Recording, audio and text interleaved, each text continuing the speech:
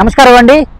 ధ్యానం చేస్తున్న ప్రతి ఒక్కరూ కూడా కొన్ని సంవత్సరాల నుండి ధ్యానం చేస్తున్నా, ప్రతిరోజు కొన్ని గంటలు ధ్యానం చేస్తున్నా సరే, ధ్యానం ద్వారా వారు ఏ ఒక్క స్థాయిని చేరుకోవాలనుకుంటున్నారో ఆ యొక్క స్థాయిని చేరుకోలేకపోవడం, అలాగే ధ్యానం ద్వారా వారిలో ఎటువంటి చేంజెస్ని తీసుకురావాలనుకుంటున్నారో ఆ యొక్క చేంజెస్ని తీసుకురాలేక వారు ధ్యానం చేస్తున్నప్పుడు ఎక్కడి నుండి మొదలుపెట్టారో అదే స్థాయిలో ఉండిపోవడం, కొన్ని రోజులు పూర్తయిన తర్వాత వారు ధ్యానంలో కొన్ని రకాల అనుభవాలు పొందడం, ఒక ఉన్నతమైన స్థాయికి చేరుకుని ఒక అద్భుతమైన అనుభవాన్ని పొందే ఉంటారు. కానీ మరలా ఆ యొక్క స్థితి నుండి మరలా కిందకి జారిపడిపోవడం, ఇలా రకరకాల విషయాలు వారిపైన ప్రభావం చూపిస్తున్నాయి.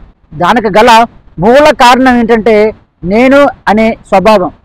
ఈ యొక్క నేను అనే స్వభావం మనలో ఒక పక్క పాజిటివ్ కోణాన్ని, మరో పక్క నెగిటివ్ కోణాన్ని బయటికి వ్యక్తపరిచే విధంగా చేసి మనల్ని తిక్మకకి గురి చేయడం జరుగుతుంది.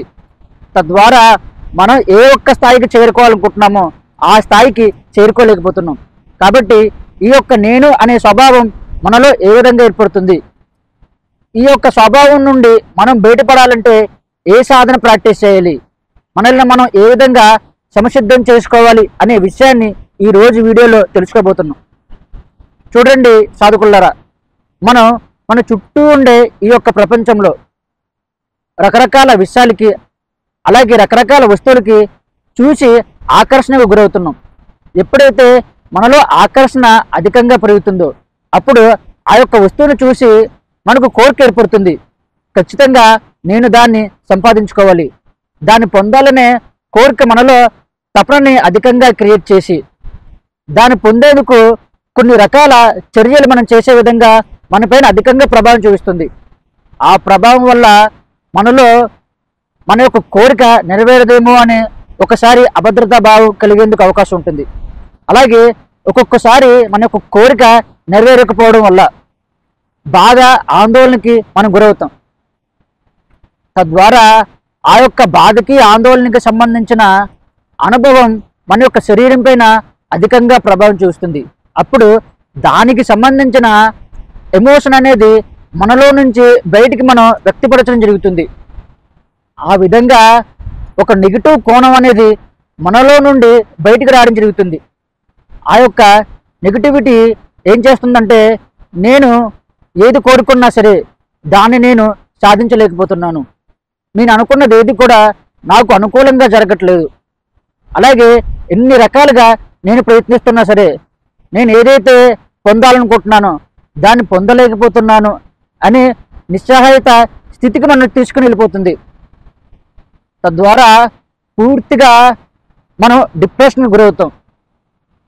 ఆ డిప్రెషన్ ఏం చేస్తుందంటే తనపై తాను నమ్మకాన్ని కోల్పోయే విధంగా చేస్తుంది. ఎప్పుడైతే ఆ వ్యక్తి నమ్మకాన్ని కోల్పోతాడో తద్వారా తనలో దేనైనా సాధించాలి అనే విల్ పవర్ అనేది పూర్తిగా నాశనం అయిపోతుంది. తద్వారా తను రకరకాల విషయాలలో ముందుకు వెళ్ళాలని, రకరకాల విషయాలను సాధించాలనే ఒక సంకల్పం ప్రతి ఒక్క వ్యక్తికి ఉంటుంది. ఆ సంకల్పం నెరవేరేందుకు కావలసిన శక్తి అనేది తనలో ఉండదు. ఆ విధంగా ఒక మనిషి ఒక నెగిటివ్ కోణంలో వెళ్ళిపోవడం జరుగుతుంది. దానికి సంబంధించిన అనుభవమే ప్రతి క్షణం కూడా తనకు ఎదురవుతూ ఎదురవుతూ ఎదురవుతూ అదే తన యొక్క స్వభావం కింద మారిపోతుంది. ఇక్కడ స్వభావం అంటే ఏంటి అని మీకు డౌట్ రావచ్చు.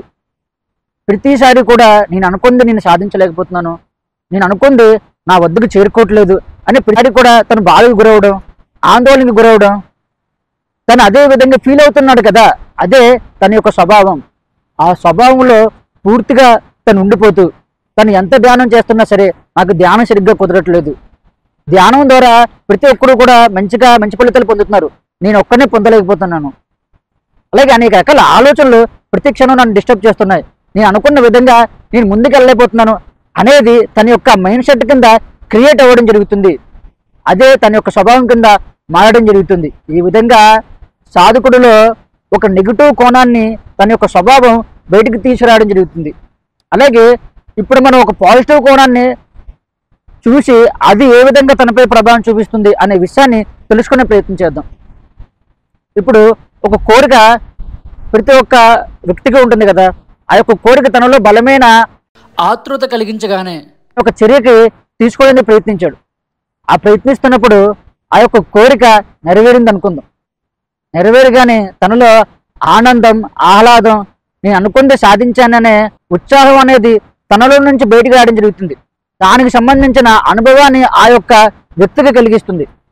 ఆ యొక్క అనుభవం ద్వారా అటువంటి ఎమోషన్ అనేది తనలో నుంచి బయటికి రావడం జరుగుతుంది. అప్పుడు ఆ యొక్క ఎమోషన్ ఏం చేస్తుందంటే ఆ యొక్క వ్యక్తిలో ఒక రకమైన పాజిటివ్ కోణాన్ని బయటకు చూపించడం జరుగుతుంది. నేను ఏ పని చేస్తున్నా సరే అందులో విజయం సాధించగలుగుతున్నాను, ప్రతిదీ కూడా నాకు అనుకూలంగా మారుతుంది, నేను ఏ విధంగా ముందుకెళ్ళాలనుకుంటున్నాను ఆ విధంగా ఈ యొక్క ప్రపంచం నాకు సహాయం చేస్తుంది, నేను అనుకున్నది సాధించగలుగుతున్నాను అనే ఒక దృక్పథం అనేది తనలో ఏర్పడుతుంది. తద్వారా తనపైన తనకు నమ్మకం కలుగుతుంది. ఆ నమ్మకం వల్ల తను చేస్తున్న ప్రతి పనిలో కూడా కాన్ఫిడెన్స్ లెవెల్ అనేది అధికంగా పెరుగుతుంది. అలా పెరగడం వల్ల తనకి ఏదైతే సంకల్పాన్ని ఏర్పరచుకుంటున్నాడో ఆ సంకల్పం నెరవేరేందుకు కావలసినంత శక్తి తనలో ఏర్పడడం జరుగుతుంది. తద్వారా ఆ యొక్క సంకల్పాన్ని తను నెరవేర్చుకోగలడు. ఆ వ్యక్తి యొక్క స్వభావం ఏంటి అని మనం చూస్తే ప్రతిదాన్ని కూడా తను ఒక పాజిటివ్ కోణంలో చూడడం, ప్రతిదాన్ని కూడా ఆనందంగా ఆహ్లాదంగా స్వీకరించడం, ప్రతి దాంట్లో కూడా మంచిని చూడడం, ఇటువంటి విషయాలు తన యొక్క స్వభావం కింద మారుతాయి.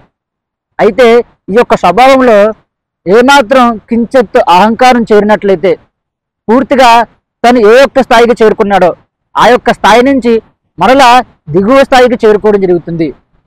కాబట్టి సాధకులు ఉన్నతమైన స్థాయికి చేరుకుని మరలా కిందకి పడిపోతున్నారంటే అది అహంకారం వల్ల.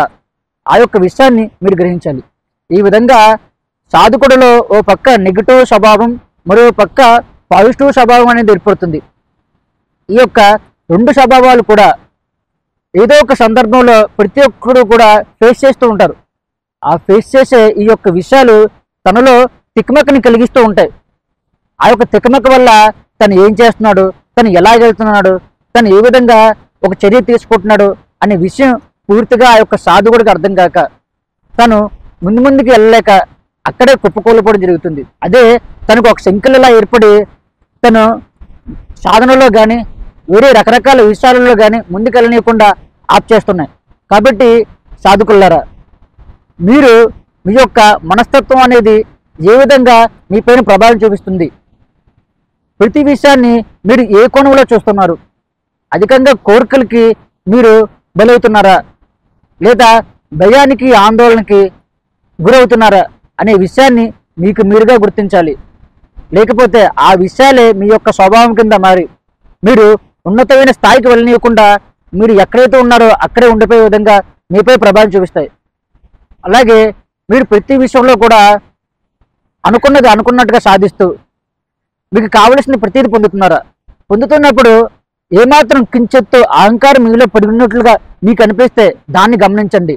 లేకపోతే ఆ యొక్క అహంకారం అనేది మీరు ఏ స్థాయికి చేరుకున్నారో ఆ స్థాయి నుంచి కింద పడేలా మీ పైన ప్రభావం చూపిస్తుంది. అయితే ఆ యొక్క అహంకారాన్ని ఎలా కనుగోవాలి అనే విషయం ప్రతి ఒక్కరికి కూడా సందేహం ఉంటుంది. చాలా సింపుల్ అండి. నా చుట్టూ ఉన్న వాళ్ళు నా అంత బాగా పని చేయట్లేదు, నేనే అందరికన్నా బాగా పని చేస్తున్నాను.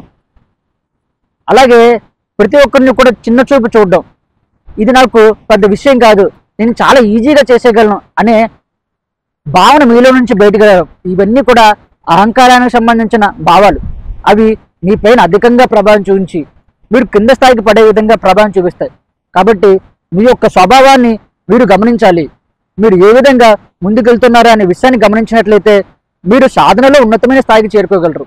ఈ బాధ నుండి, భయం నుండి, ఆందోళన నుండి బయటపడాలంటే ఏం చేయాలి, అలాగే అహంకారం నుండి బయటపడాలంటే ఏం చేయాలంటే మనం క్రియాయోగ సాధన ప్రాక్టీస్ చేయాలి.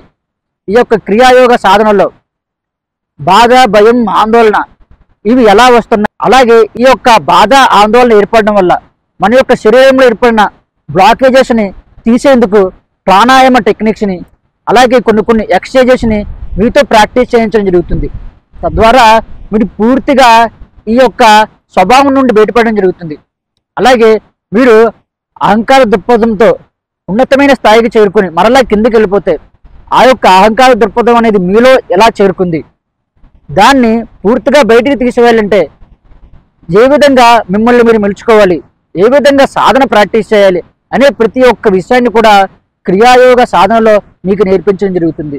ఇప్పుడు మీరున్న స్థాయి నుంచి ఉన్నతమైన స్థాయికి చేరుకునేందుకు మీకు అవకాశం దొరుకుతుంది. కాబట్టి క్రియాయోగం ద్వారా మీరు దేన్నైనా పొందవచ్చు. మీకు ఏవైనా సందేహాలు ఉంటే కామెంట్ బాక్స్లో కామెంట్ చేయండి. Thank you.